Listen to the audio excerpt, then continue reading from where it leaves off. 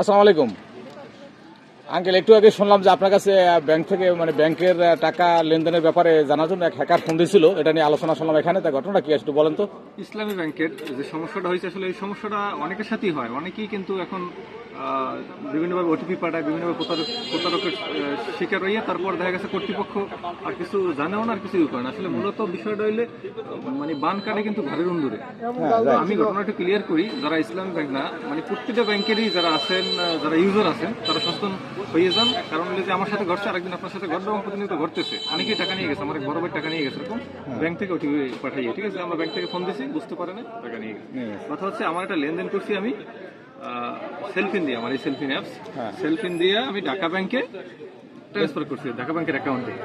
তো ওই অ্যামাউন্টটা একটু প্রবলেম হয়েছে, আমি পরে জানতে পারছি। টাকাটা আমার ঢাকা ব্যাংকে যখন আসে না, আমি ফোন দিছি ইসলাম ব্যাংকের হেল্পলাইনে।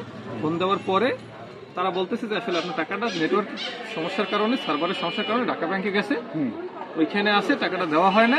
তো টাকাটা আমার 7 কর্মদিবসের ভিতরে আবার নাকি আমার সেলফিনে মানে ইসলাম ব্যাংক অ্যাকাউন্টে রিটার্ন করবে।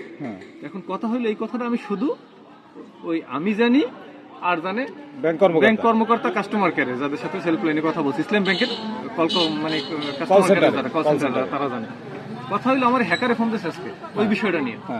ফোন দিয়ে বলতেছে আপনার লেনদেন আটকে দেওয়া হয়েছে, আপনার লেনদেন আটকে গেছে, আপনি রিয়াজুল ইসলাম কি? হ্যাঁ, আমার তো লেনদেন আটকে গেছিল একটা, এরকম। আচ্ছা ঠিক আছে, এটা সমাধান কি আপনি চান নাকি অ্যাকাউন্টটা বন্ধ করে দেবো? কিন্তু আমি তো সমাধান চাই। আমি ভাবছিলাম যে হয়তো বা ওইখান থেকেই ফোন দিচ্ছে, যেহেতু আমার এই সমস্যা হয়েছে। আর কখনো তো ফোন দেয় না। তো সব জানে সে, আমার ওই ব্যাপারটা সবই জানে। এরপরে কথা বলতে বলতে এক পর্যায়ে দেখি কি সে ওটিপি চাইতেছে, মানে কথা বলতে বলতে ওটিপি চাইতেছে। তারপর আমি বুঝতে পারছি আসলে এটা হ্যাকিং হইতেছে, আমি হ্যাকারের শিকার হয়েছি।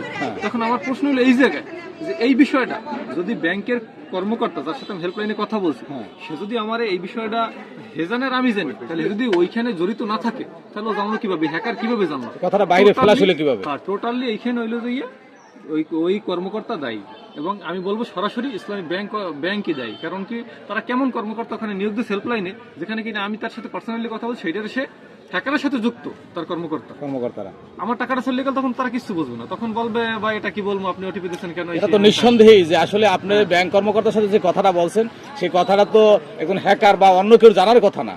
সেই কথাটা যেহেতু হুবহু সে আপনাকে বলছে যে ভাই কালকে আপনি এই সমস্যার জন্য ফোন দিয়েছিলেন বা এইটা হয়েছে ওইটা হয়েছে, তখন আপনার তো এটা বোঝার সাধ্যই নাই যে আসলে উনি ব্যাংকের লোক না বাইরের লোক। সেটাই তো, এবং আমি বিপদে, আমি তো যেহেতু আমি চাইছি সমাধান, আমার টাকাটাও লাগে, এখন আমি যেটি বলবো সেটাই তো আমি করবো।